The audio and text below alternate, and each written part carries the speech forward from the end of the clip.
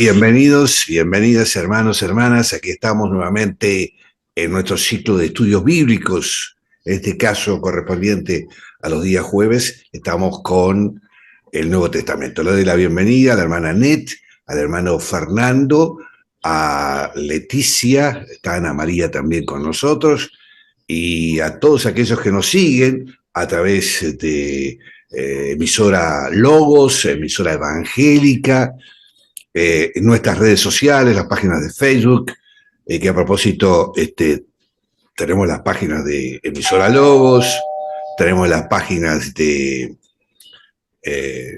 emisora evangélica, de Misioneros a las Naciones, en fin, gracias a todos. Y siempre estamos abiertos a los que quieran participar, que lo puedan hacer. Simplemente nos mandan a través de nuestro WhatsApp el interés de participar de estos estudios, que son, por supuesto, absolutamente gratuitos, y que le mandamos el link y ustedes se integran. Le damos la bienvenida también a la hermana Pamela, que se integra allá en Chile. Bienvenida. Bueno, vamos a pedir al hermano Fernando que nos haga la oración para comenzar precisamente el estudio del día de hoy, que recuerden es el Evangelio de Mateo. Adelante, Fernando. Amén. Padre amado, estamos ante tu presencia, Señor, dándote la gracia, Señor, dándote la honra, Padre amado, por estar acá reunidos, Señor mío, eh, haciendo estudio de tu palabra, Padre Santo, como tú nos mandas, Padre amado. Agradecerte por todos los hermanos que están, Padre Santo. Agradecerte la salud, Padre Santo, que tenemos, Señor mío, cada uno de nosotros, Señor mío. Pedirte también en esta hora, Señor mío, que tú estés acompañándonos, Señor, en este estudio, tanto para nosotros que vamos a escuchar, Señor mío, para las personas que van a escuchar más adelante las grabaciones, para que puedan entender, Señor mío, tu palabra, tus enseñanzas, Señor mío. Y así también te pedimos por nuestro hermano Mario, Padre Santo, que va a dar el estudio para que esté poniendo las palabras justas, correctas, Padre Santo, para que así nosotros podamos entender, Señor mío. Pediste tus bendiciones para cada uno de nosotros, Señor, y tus bendiciones para cada una de las personas que nos van a ver, escuchar, Padre Santo, después en las grabaciones, en las diferentes plataformas, Padre amado. Gracias, Padre amado, y esto te lo pedimos en el nombre del Padre, del Hijo y del Espíritu Santo. Amén. Amén. Bueno, reitero lo de siempre, esto es un estudio y todas las veces que los que están participando del Zoom quieran preguntar algo o acotar algo, levantan la manito, porque esto no es una prédica, digamos, aunque estamos predicando la palabra del Señor, más que nada, no la nuestra. Eh, para hacerlo como estudio, verdaderamente, ¿no? De participación, de si hay alguna cuestión que no entendieron o que, en fin, que quieran resaltar. Bueno, el estudio es participativo. Bueno, muy bien. Y estamos sin duda en algo tan hermoso como los evangelios. Los evangelios son, para muchos, yo también me incluyo dentro de esos muchos, lo más maravilloso de la palabra del Señor. Porque ahí vemos el ministerio de nuestro Señor Jesucristo, que es el centro para nosotros de nuestra vida espiritual. En el estudio anterior estuvimos estudiando los puntos más importantes de la llamada genealogía de Jesucristo, que inaugura precisamente este evangelio. Y hoy vamos a comenzar con lo que podríamos llamar la culminación de la lista de descendencia de Abraham y David en el nacimiento de Jesucristo. Vamos a pedirle a la hermana Leticia que nos lea el versículo 16. Versículo 16 del capítulo 1 de Mateo. Y Jacob engendró a José, marido de María, de la cual nació Jesús, llamado el Cristo.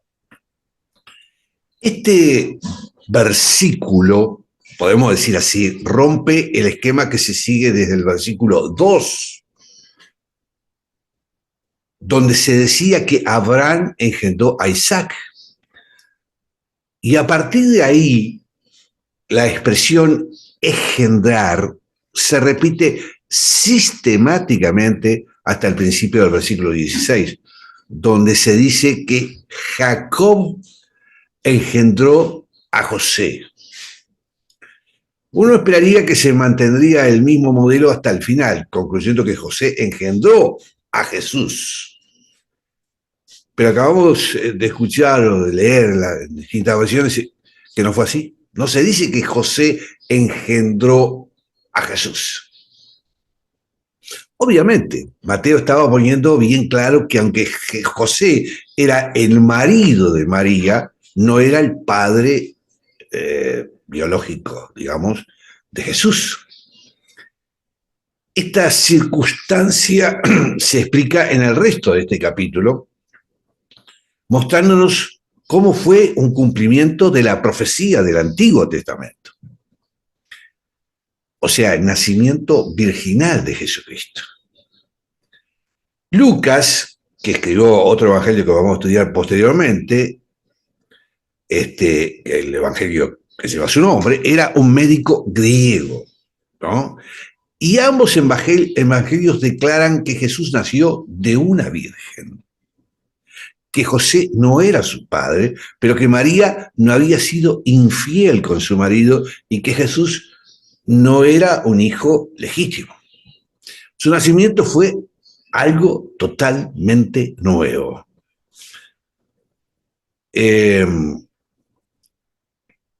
Nadie podrá afirmar que la Biblia no enseña el nacimiento virginal de Cristo.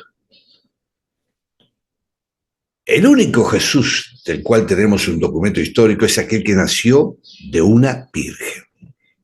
Y si alguien afirmase lo contrario, tendría que presentar evidencias. No es suficiente con negar esta declaración de los evangelios con meros razonamientos humanos.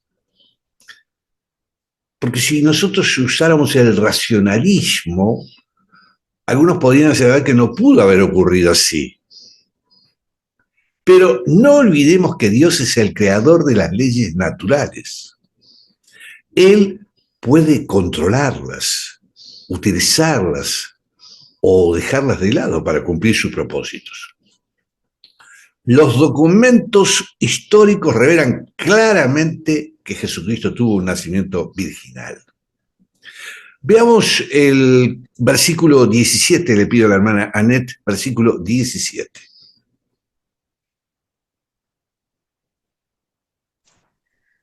Amén. De manera que todas las generaciones desde Abraham hasta David son 14. Desde David hasta la deportación de Babilonia, 14. Y desde la deportación a Babilonia hasta Cristo, 14. Mateo presentó allí, en este evangelio, la genealogía organizada en 3 periodos para dar una visión, digamos, global de la historia del Antiguo Testamento. Una era esa que se extiende desde Abraham hasta David, otra de David hasta la cautividad de babilónica, y la tercera desde esa cautividad babilónica hasta el nacimiento de Jesucristo. Naturalmente, el evangelista ha omitido algunos nombres de la genealogía, precisamente con el propósito de encajar 14 generaciones en cada periodo. ¿Y por qué lo habrá hecho así? Podemos preguntarnos.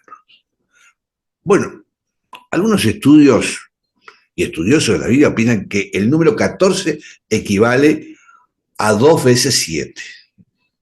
¿No? Ofrecía una prueba sobre la exactitud de la genealogía. Otros creen que la mejor solución consiste en considerar el valor numérico de la letra de la forma hebrea de la palabra David. En fin, sumando dichos valores da un total de 14. De esta manera se descartaría aún más que esto no equivale a la realeza de Jesús. Realmente todos los indicios así lo indican. Le voy a pedir al hermano Fernando que nos lea el 18 y 19, los versículos 18 y 19. Amén. El nacimiento de Jesucristo fue así. Estando desposada María, su madre con José, antes que se juntasen de ello que había concebido, halló que había concebido del Espíritu Santo. José, su marido, como era justo y no quería infamarla, quiso dejarla secretamente. Bueno, la explicación de Mateo se comprende mejor, hermanos. Tenemos que necesariamente examinarla en el contexto de las costumbres matrimoniales hebreas de aquella época. Los matrimonios de los individuos eran concertados por sus padres, es decir, negociaban los llamados contratos correspondientes. Y una vez finalizado este trámite, se consideraba a los miembros de la pareja ya casados. Y ahí se les llamaba marido y mujer.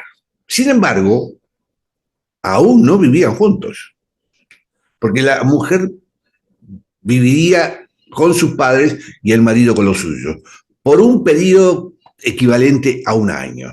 Y ese periodo de espera tenía por objeto de pureza dada en relación con la novia.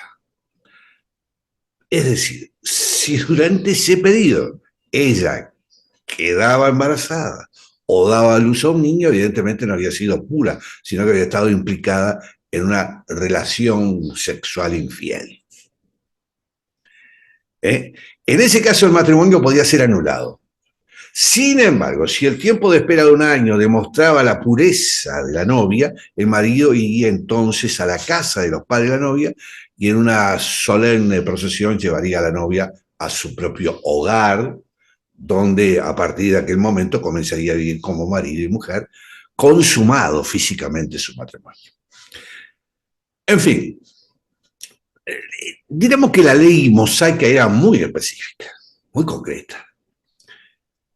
Y en su aplicación más extrema, establecía que si una mujer era culpable de infidelidad, debía ser lapidada hasta la muerte. Pero en este caso debemos reconocer que Dios, que no comete errores, escogió a la pareja acertada. Dios escogió a María, una mujer de condiciones admirables, ¿no?, para ser la madre de nuestro Señor. Y si José hubiera sido un hombre impulsivo, egoísta, habría actuado en forma opuesta. Pero José era también un hombre extraordinario, que amaba a María y no quería herirla ni perjudicarla de ninguna manera, aunque pensara que le había sido infiel. Imagínense la situación. Pero decidió no crear un escándalo público exponiendo su condición ante los jueces en la puerta de la ciudad, lo cual conduciría al inevitable castigo de muerte que imponía la ley. Le voy a pedir a Pamela que nos lea los versículos 20 al 22. 20 al 22. Amén. Mientras reflexionaba sobre esto, he aquí que se apareció en sueños un ángel del Señor y le dijo: José, hijo de David, no temas recibir en tu casa a María tu esposa, pues lo concebido en ella es obra del Espíritu Santo. Dará a luz un hijo, a quien pondrás por nombre Jesús, porque salvará a su pueblo de sus pecados. Todo esto sucedió para que se cumpliese lo que el Señor había anunciado por el profeta, que dice. Muy bien, gracias, hermana. Mateo estaba escribiendo para la nación de Israel. Esto tenemos que tenerlo siempre presente. El Evangelio de Mateo era escrito para la nación de Israel. y destaca que todo había sucedido para que se cumpliese lo que el Señor había anunciado. Estaba apelando precisamente a la nación para que comprendiese que el que había venido tenía que ser el cumplimiento de las profecías del Antiguo Testamento. Se ha dicho que hay más de 300 profecías sobre la primera venida de Cristo que se han cumplido literalmente. Miren que estamos hablando literalmente, más de 300 profecías.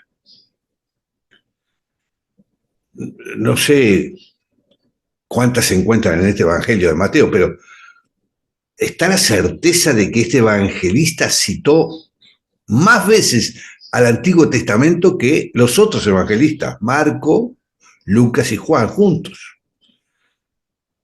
Mateo registraba los hechos comprobándolos a la luz del Antiguo Testamento, porque su preocupación principal no consistía en presentar una vida de Cristo, es decir, una biografía completa de Jesús, sino que quería demostrar que los acontecimientos eran el cumplimiento del Antiguo Testamento referentes a Jesús. Y precisamente a continuación veremos que incluyó la profecía dada en el libro de profecías de Isaías, que estamos estudiando los días lunes. Todavía no hemos llegado al capítulo 7, pero lo vamos a ver cuando veamos el capítulo 7, este versículo, que es el 23, que le voy a pedir a la hermana Leticia que lo lea, versículo 23. He aquí una virgen concebirá y dará a luz un hijo y llamará su nombre Emmanuel, que traducido es Dios con nosotros. El ángel le dijo a José que todo lo que estaba sucediendo formaba parte del plan eterno de Dios. Porque el profeta Isaías había declarado, fíjense ustedes, hacía 700 años que una virgen concebiría y daría a luz un hijo. Los estudiosos en hebreo de todo esto mantienen posiciones divergentes sobre si en el pasaje de Isaías la palabra hebrea que está allí, que es almaj, debía traducirse en virgen o doncella.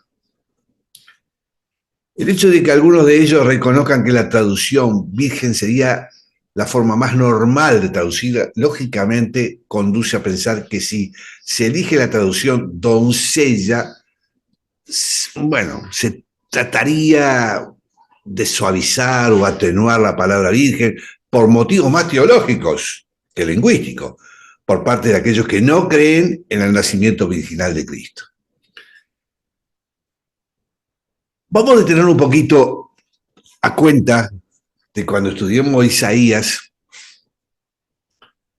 que va a ser seguramente dentro de 3 o 4, un poquito más, dentro de un mes, estaremos estudiando a Isaías este capítulo, pero vamos a detenernos brevemente en el contexto de este pasaje, porque ahí está el tema de esa profecía, ¿no? El incidente sucedió, como ustedes saben, en el reinado de Acaz, un rey que vivió lejos de Dios. Y Dios envió, como hemos comentado, en los estudios que estamos realizando de Isaías, a Isaías para hacerle llegar un mensaje que en principio no quiso escuchar. Pero el Señor le habló nuevamente y le dijo, pide para ti una señal del Señor tu Dios que sea tan profunda como el Seol o tan alta como el cielo. Pero ¿qué pasa? Acaz respondió que no la pediría ni tentaría el Señor. Bueno, el mensaje enviado a través de Isaías anunciaba que Dios le daría a Acaz la victoria. Pero claro, este rey no creía en Dios. Entonces, para estimular su fe, Isaías le anunció que Dios le daría una señal.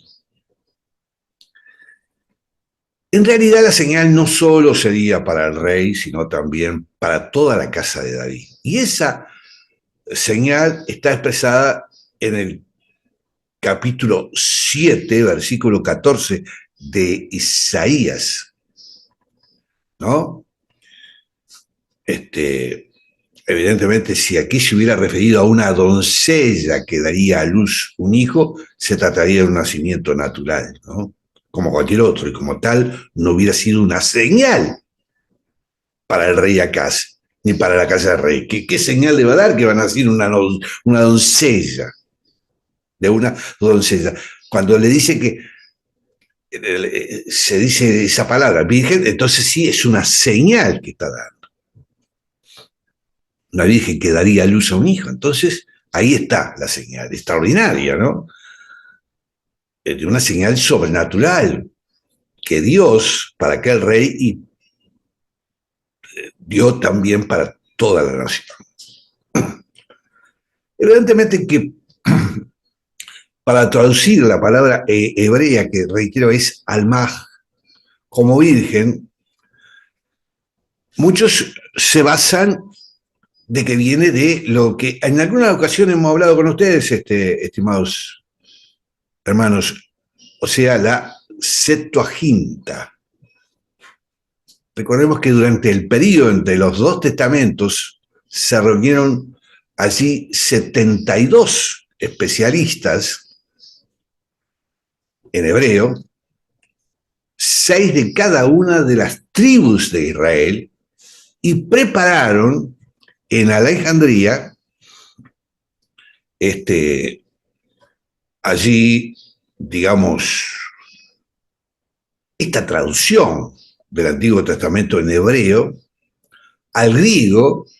¿Se acuerdan que le llamábamos, cuando hablamos de esto, la Septuaginta?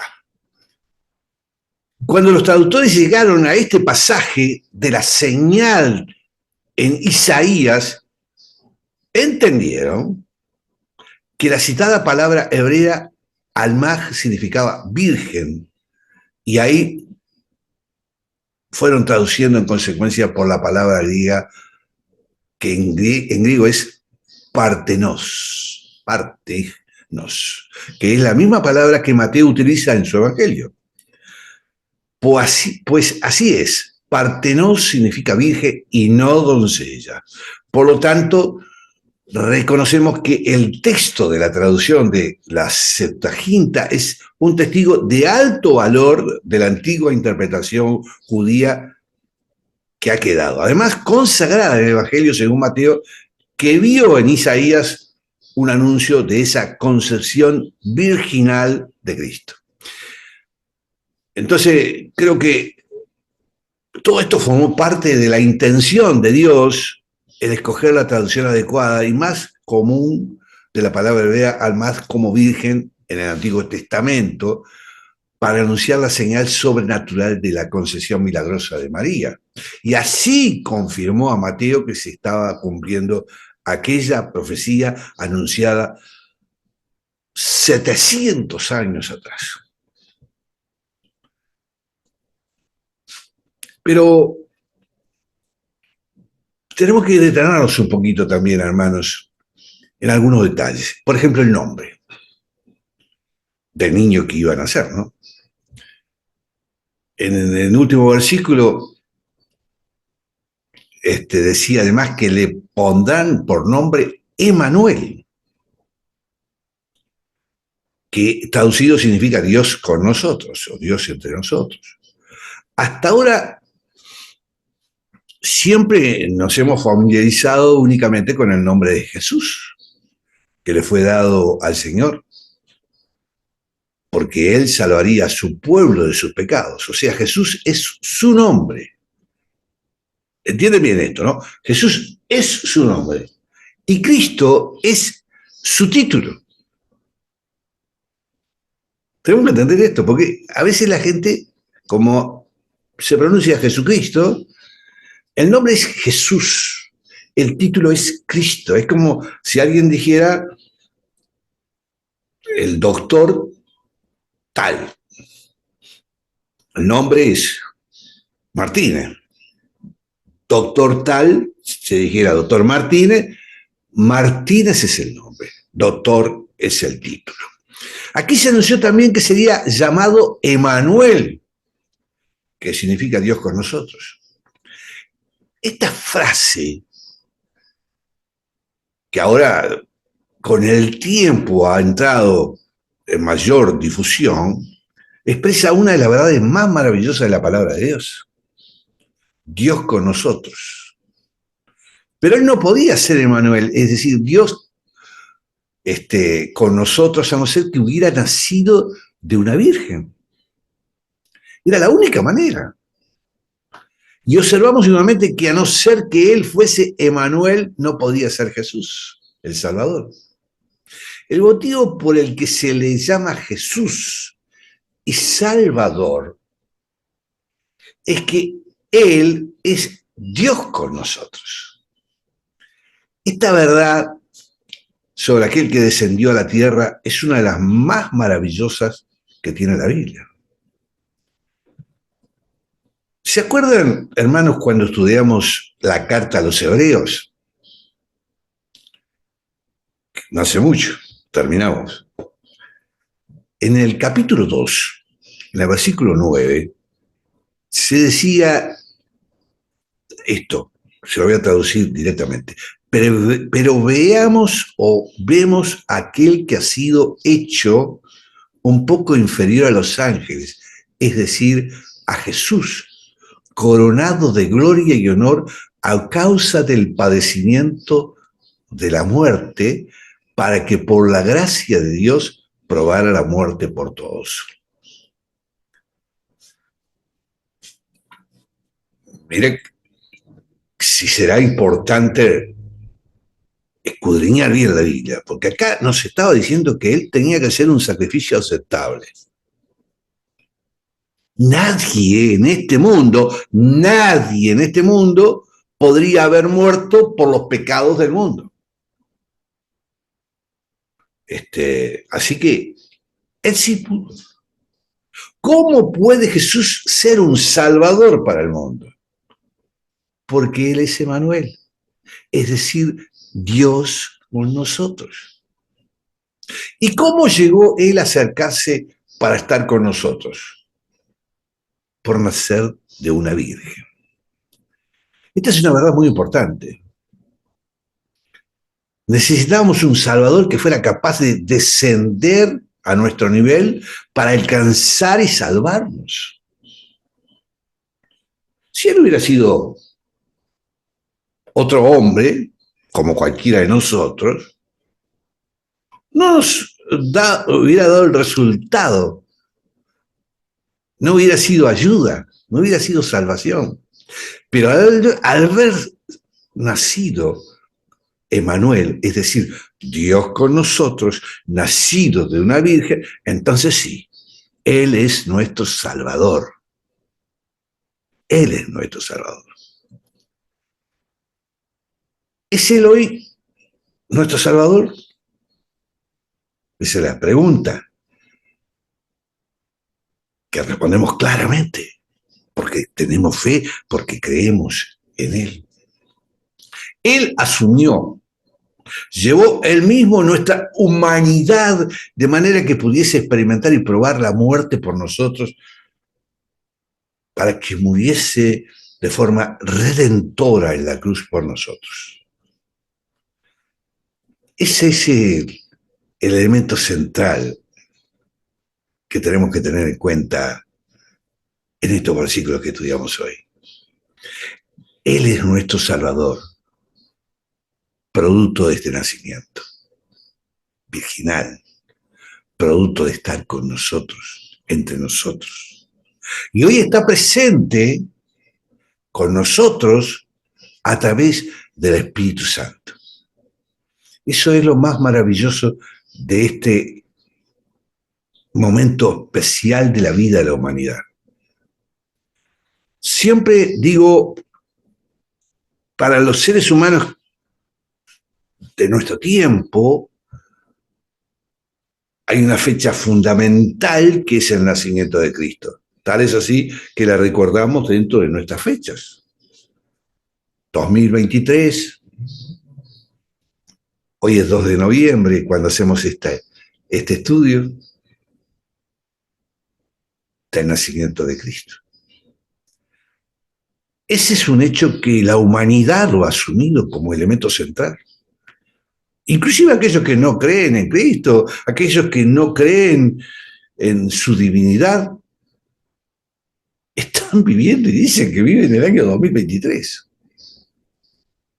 Pero no nació un hombre común en el año 2023 que se le recuerde hasta nuestro tiempo. Nadie, y esta fecha, es el enviado que está entre nosotros. Dios entre nosotros. Lógicamente también tenemos una fecha fundamental que es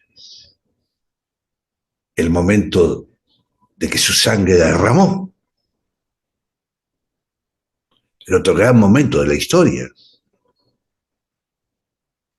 El otro gran momento es la resurrección.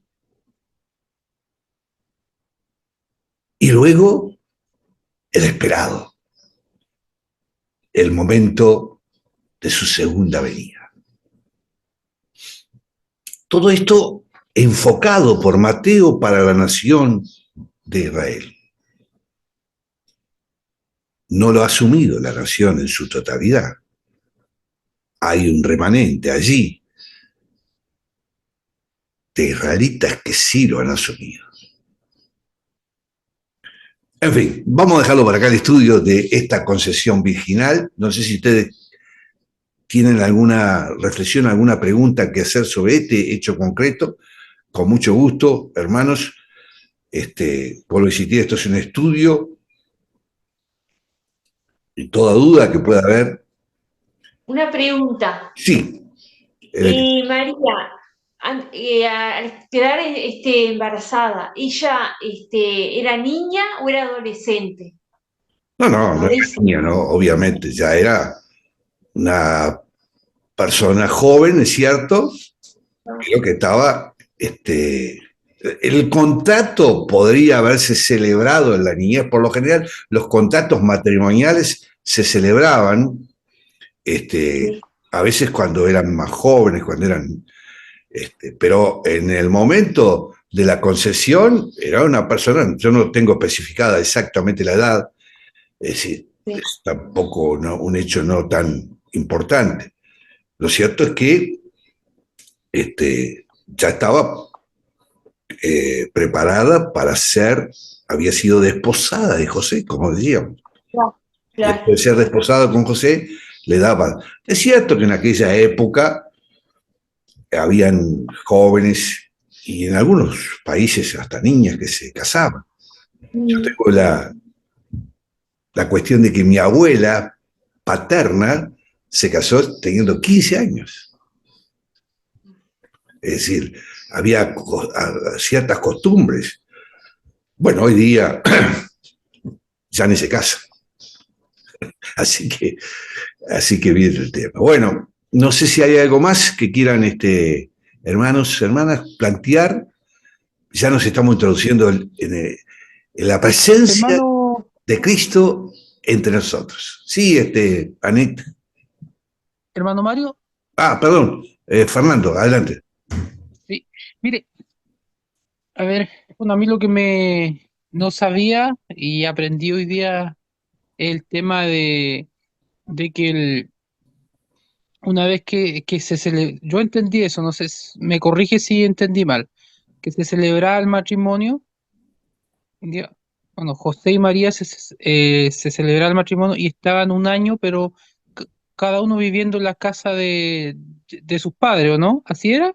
Exacto, es decir, se desposaba luego, ¿no? Pero en realidad esto se hacía porque precisamente había un criterio de que si en un año la esposa no concebía un niño, era porque era pura. Ya, si sucedía lo contrario, al no tener una relación durante un año con su esposo, era infiel. Esa era una concesión que se tenía basada en la ley mosaica. Estamos hablando de todo esto, ¿no? Y mi duda ahora en torno a eso es, ¿en qué momento de ese año, no sé, pues si se casaron en diciembre, ¿en qué mes quedó embarazada María? ¿Se sabe o todavía no llegamos a eso o no se sabe? No, la fecha exacta en estos casos no existe. Por lo menos la Biblia no la especifica. Estamos hablando de que en un determinado momento ella recibió al ángel, no se dice la fecha exacta, y también José recibió la información divina en un sueño, ¿no? Pero José, ¿alcanza a pasar el año para que José se junte con María y así la demás gente No, precisamente, quedó embarazada dentro del periodo del año, por eso era una concesión que podría causar, si José recurría a los jueces, el grave tema de la lapidación de María, porque a la luz y la circunstancia de esta situación, ella, ¿cómo justificaba al no haber tenido relación con José? Claro, no, pero mi pregunta, eso está claro. Mi pregunta es si es que cuando José, cuando se enteró de que, cuando el ángel le dijo lo que iba a pasar, él ya pasó el año cuando él se fue a vivir con María, logró irse a vivir con María, y después me imagino yo que dijo que el hijo era de él, para que pasara todo.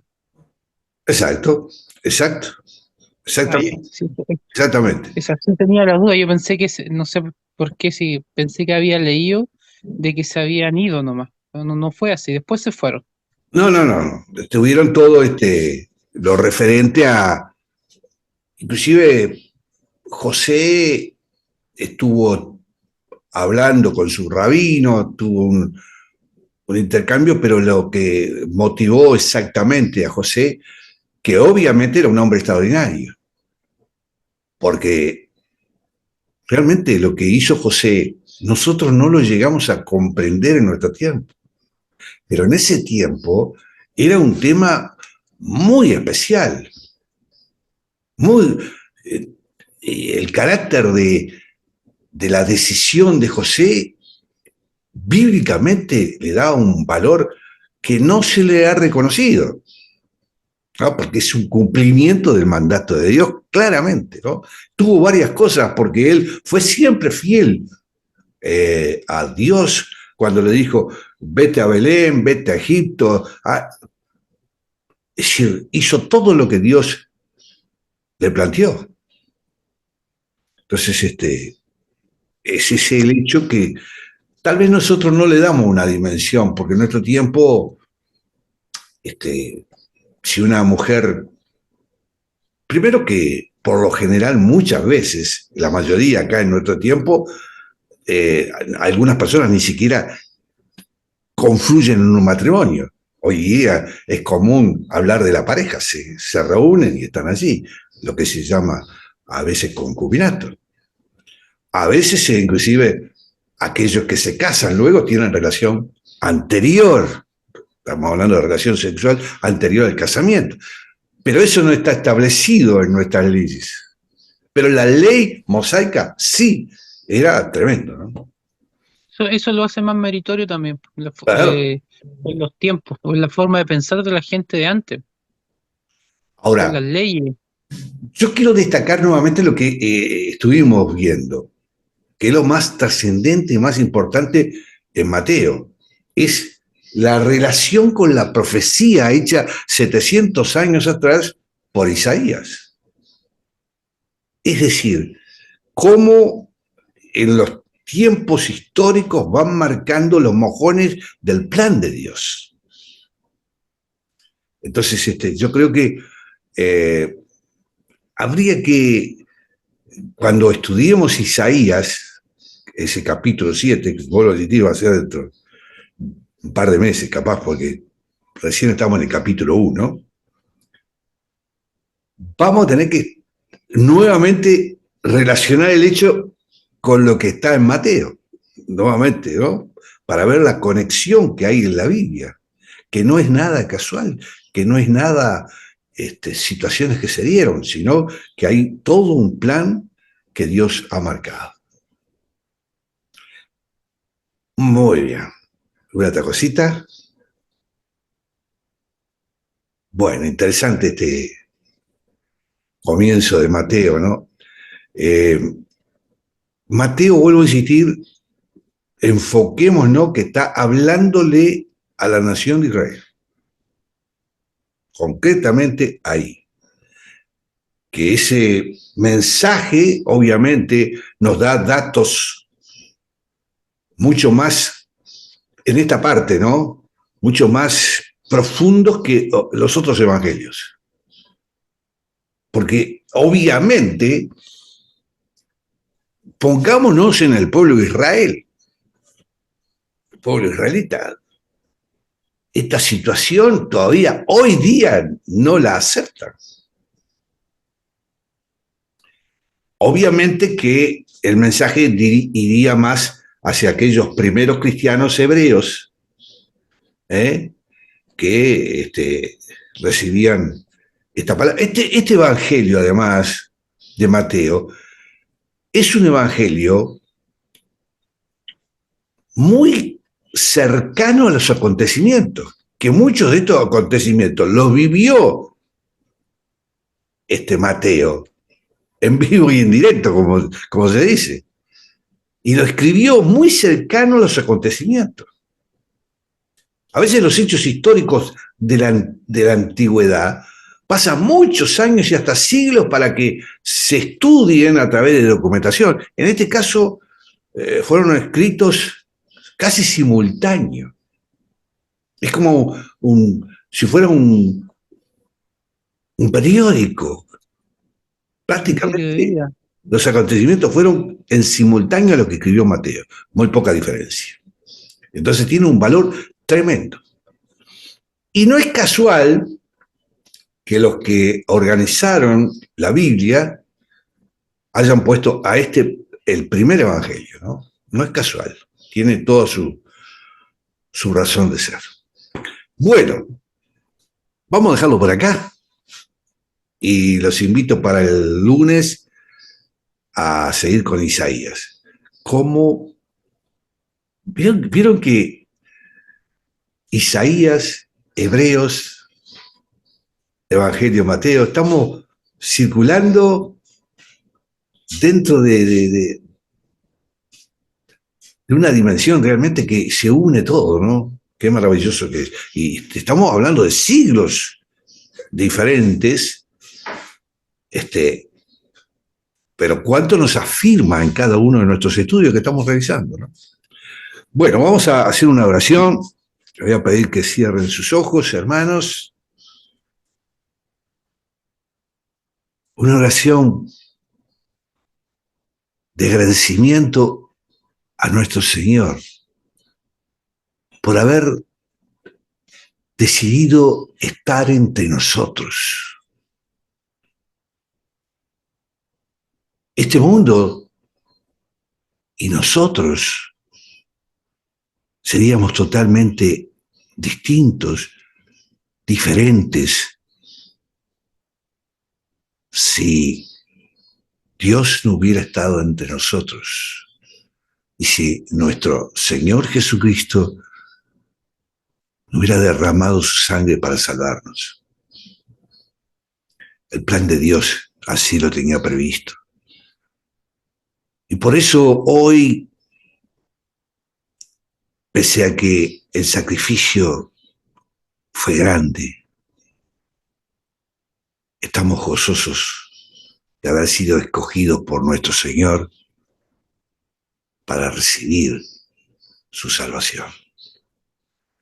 Y hoy, Señor, te pedimos que esta gracia que tú nos has dado a nosotros llegue y se extienda a todos aquellos que hoy están esclavos de su pecado. La humanidad, esclava de sus pecados. Los pueblos que se autodestruyen, que se matan con violencia, con perversión. Dios quiera, Señor, que tú, con tu voluntad, porque eso va a ser tu voluntad, pueda bendecir y salvar a aquellos que te acepten como el verdadero Salvador. Como cada uno de los hermanos que está hoy con nosotros, que tu bendición maravillosa está llegando a sus familias y que todo aquel familiar que todavía aún hoy siguen sin tomar esa gracia maravillosa tuya pueda iluminarse con tu luz y pueda dar ese paso que un día hicimos nosotros, de salir de las tinieblas para llegar a tu luz y seguir en tu camino. No hay salvación en el mundo. No hay paz en el mundo dada por los hombres. Solamente la tuya, Señor. Y esperando ese día maravilloso para estar contigo en el reino de los cielos. Afirmamos día a día, Señor, con nuestra fe, ese amor y esa adoración que tenemos en ti, Señor Jesucristo. Tú eres el centro de nuestras vidas. Eres la alimentación espiritual para poder estar en este mundo de destrucción. Te pido la protección para cada uno de los hermanos, estén donde estén. Los que están sufriendo la guerra, los que están sufriendo la persecución, los que están sufriendo enfermedades. A todos, Señor, la única mano salvadora será la tuya. Y gracias te damos, en nombre de nuestro Señor Jesucristo. Amén y amén.